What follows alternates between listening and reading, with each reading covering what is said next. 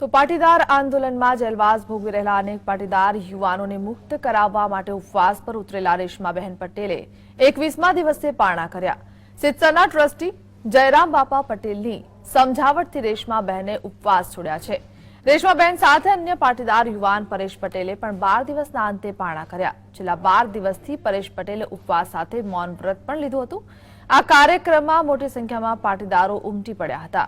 જો કે છેલ્લા 3 દિવસથી પાટીદારોના ઉપવાસ આંદોલનનો અંત આણવા માટે ભરપૂર પ્રયાસો ચાલી રહ્યા હતા, જેમાં નીતિન પટેલની સક્રિય ભૂમિકા હોવાની શક્યતા છે।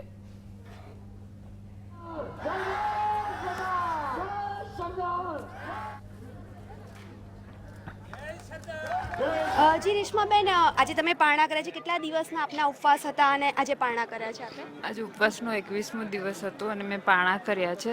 એ પણ જયરામ કાકા જેવા વડીલ મધ્યસ્થી કરીને આવ્યા છે। સરકારશ્રીમાં સીએમ એમને વચન આપ્યું છે કે અમે આ લોકોને નિર્દોષ ટૂંક સમયમાં જાહેર કરી છોડી દઈશું, એટલા માટે મેં પારણા કર્યા છે। અને હું તો આપ મીડિયા દ્વારા કહું છું કે ટૂંક સમયની ડેફિનેશન હું 30 તારીખ માનું છું। 30 તારીખ પહેલાં આ લોકોને છોડવામાં નહીં આવે તો પાટીદારો તરફથી ઉગ્ર આંદોલન કરવામાં આવશે। જે રીતે વાત કરીએ કે સરકાર જોડે જયરામ કાકાની એક મિટિંગ થઈ હતી અને તેમને દ્વારા બાંયધરી આપવામાં આવી છે, કેવા પ્રકારની બાંયધરી આપવામાં આવી છે? કારણ કે ખાસ કરીને ટૂંક સમય પહેલાં આજે હાર્દિકનો જે લેટર આવ્યો તેમાં આપને અનશન છોડવાની પણ વાત કરવામાં આવી હતી, પરંતુ સરકાર વિશે પણ એમાં લખવામાં આવ્યું હતું। તો શું લાગી રહ્યું છે તમને? હાર્દિક પટેલ તો ક્યારે બી નહીં ઈચ્છે કે હવે એની લાગણી પહેલેથી એ જ છે કે કોઈ પણ મારો ભાઈ કે બહેન શહીદ ના થાય, એટલા માટે એ તો પહેલેથી જીદ કરે છે કે તમે લોકો ઉપવાસ છોડી દો। પરંતુ એને ભોગ આપ્યા છે તો અમારી પણ ફરજ છે કે અમારો પણ કંઈક ભોગ હોવો જોઈએ।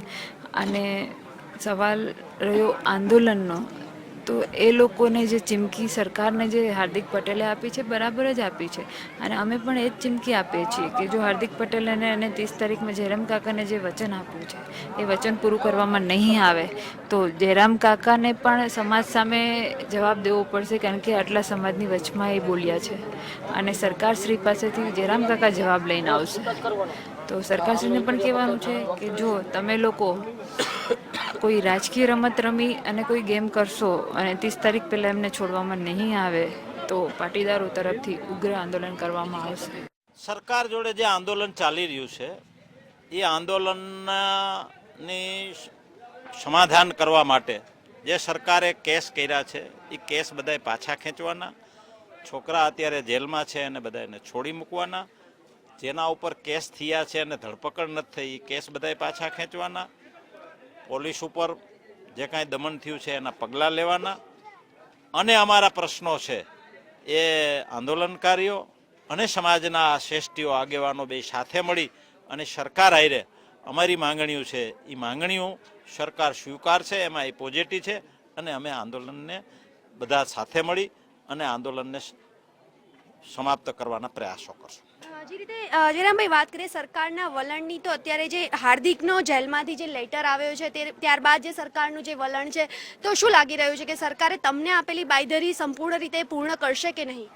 આ જે કાંઈ લેટર નહીં આવ્યા છે એ અમારી સમાધાનની ફોર્મ્યુલાઓ પહેલાંના છે, એનું આંદોલન ચાલુ છે એટલે એને એક આંદોલનના ભાગરૂપે એને કાર્યવાહી ચાલુ રાખી હોય, પણ આજથી અમારી શરૂઆત થઈ છે એટલે હવે અમારા કોઈ એવા નેગેટિવ કે આંદોલનને ઓલું કરવાના પ્રશ્નો નહીં હોય। અત્યાર સુધી તો આંદોલન ચાલુ હતું એટલે એની પ્રક્રિયા એને ચાલુ રાખી હોય। જી જયરામભાઈ, બીજું એક ચોક્કસથી પૂછવા માંગીશ કે જે રીતે હાર્દિક અને અન્ય સાથીદારોના જે કેસો છે તેમને પોઝિટિવલી પાછા ખેંચવાની જે વાત છે, કેટલા કેસો હશે અને આ મુદ્દે આપને સરકારને જે રજૂઆત કરી છે સરકાર દ્વારા શું યોગ્ય જવાબ આપને આપવામાં આવ્યો છે? કેસની બાબત છે ત્યાં સુધી લગભગ 1200 થી 1250 કાર્યકરોની ધરપકડ થયેલી, એના ઉપર કેસ દાખલ થઈ ગયેલા, એમાંથી મોટા ભાગના બધા છૂટી ગયા છે અને 14 અત્યારે જેલમાં છે, એ પણ કેસ બધા પાછા ખેંચવાના। 1550 ઉપર કેસ થયા છે જેની ધરપકડ થઈ નથી, એ પણ કેસો પેન્ડિંગ છે એ પાછા ખેંચવાના। આ બધી સરકાર હારે અમારે વાટાઘાટો થઈ છે। સરકાર સાથેની જે મંત્રણા હતી તેના ઉપર પૂર્ણ વિશ્વાસ સાથે કહ્યું કે પાટીદાર યુવાનોને ટૂંક સમયમાં સરકાર દ્વારા મુક્ત કરી દેવામાં આવશે અને સમાજે પણ તેમની ઉપર ફરી એકવાર વિશ્વાસ મૂકી દીધો છે। કેમેરામેન મિત ભટ્ટ સાથે આશકા જાની, GSTV અમદાવાદ। તો આ વિશે વધુ માહિતી આપી રહ્યા છે અમારા સંવાદદાતા હિતેન્દ્રજી. હિતેન્દ્ર, કઈ રીતે પારણા માટે રેશમાબેનને સમજાવવામાં આવ્યા અને એવું પણ કહેવાય રહ્યું છે કે નીતિન પટેલની આમાં સક્રિય ભૂમિકા રહી છે? છેલ્લા એક સપ્તાહથી પાટીદાર સમાજના આગેવાનો, ઉદ્યોગપતિઓ, સામાજિક આગેવાનો દ્વારા એક પ્રયાસ હાથ ધરવામાં આવ્યો હતો. જે પ્રકારે ગુજરાતમાં પાટીદાર અનામત આંદોલન થયું, એ પછી જે પાટીદારો જેલમાં ગયા, 1200 કરતા પણ વધુ પાટીદારોની અટકાયત કરવામાં આવી હતી. અત્યારે હાલમાં 14 જેટલા પાટીદારો જે છે એ મહત્વના કેસોનો સામનો કરી રહ્યા છે. એમાં પણ હાર્દિક પટેલ, ચિરાગ પટેલ, કેતન પટેલ, દિનેશ બાબણિયા સહિતના જે મુખ્ય આગેવાનો છે એ અત્યારે રાજદ્રોહ જેવા કેસનો સામનો કરી રહ્યા છે. ત્યારે આ આગેવાનો દ્વારા સમાધાનની, મધ્યસ્થીની ભૂમિકા ભજવી રહ્યા છે. એમના દ્વારા મુખ્યપ્રધાન સાથે પણ બેઠક યોજવામાં આવી હતી. ત્યારબાદ 1200 જેટલા કેસો પાછા ખેંચવામાં આવ્યા હતા. ત્યાં પણ જે રેશમા પટેલ દ્વારા જે આમરણ ઉપવાસનું આંદોલન શરૂ કરાયું હતું, એને નાથવા માટે જ ખાસ જયરામભાઈ પટેલ, જે ઉદ્યોગપતિ પણ છે, સામાજિક આગેવાન છે, ખોડલધામ સાથે પણ સંકળાયેલા ઉપપ્રમુખ છે, વાસુદેવભાઈ પટેલ છે, આવા આગેવાનો દ્વારા એક પ્રયાસ કરવામાં આવ્યો હતો. છેલ્લા 3 દિવસ દરમિયાન એમના દ્વારા અનેક વખત સાબરમતી જેલમાં પણ મુલાકાત કરવામાં આવી હતી.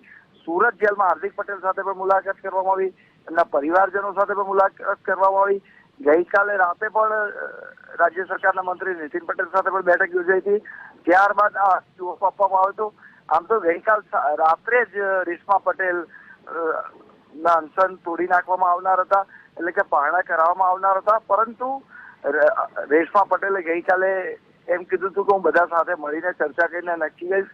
મોડી રાત્રે એના દ્વારા જાહેરાત કરવામાં આવી હતી કે તેઓ આવતીકાલે સવારે પારણા કરશે. આગામી સમયમાં પણ હજુ રાજ્ય સરકાર વધુ પગલાં લઈ શકે છે. ખાસ કરીને જોવા જઈએ તો વધારે ઢીલ મૂકી શકે છે, હળવું વલણ અપનાવી શકે છે. એનું બિલકુલ સ્પષ્ટ કારણ છે કે સ્થાનિક સ્વરાજ્યની ચૂંટણીમાં જે પ્રકારે ભારતીય જનતા પાર્ટીને પછડાટ મળી, તાલુકા પંચાયત, જિલ્લા પંચાયત ભાજપે ગુમાવી છે, એનું પણ મુખ્ય કારણ ક્યાંક પાટીદાર સમાજની નારાજગી હતી. ત્યારે હવે પાટીદાર સમાજની નારાજગી કેવી રીતે દૂર કરી શકાય, એના માટે જ ભાજપે ખુદ મુખ્યપ્રધાને સામાજિક આગેવાનો, ઉદ્યોગપતિઓને મેદાનમાં ઉતાર્યા છે. આગામી સમયમાં વધુ સમાધાનો પણ થઈ શકે છે. હાર્દિક પટેલ સાથે પણ જેલમાં અત્યારે રાજ્ય સરકારના જે પ્રતિનિધિઓ છે, એટલે કે જે સામાજિક આગેવાનો, ઉદ્યોગપતિઓ છે, એમના દ્વારા સતત મંત્રણાઓ કરવામાં આવી રહી છે. એ પ્રકારે અત્યારે અમદાવાદની સાબરમતી જેલમાં છેલ્લા 3 દિવસથી તો મંત્રણાઓ દોર ચાલી રહ્યો છે. ત્યારે એમના માટે પણ ચોક્કસ સરકાર પોઝિટિવ નિર્ણય લઈ શકે છે. જી બિલકુલ હિતેન્દ્ર, સમગ્ર માહિતી આપવા બદલ આપનો આભાર.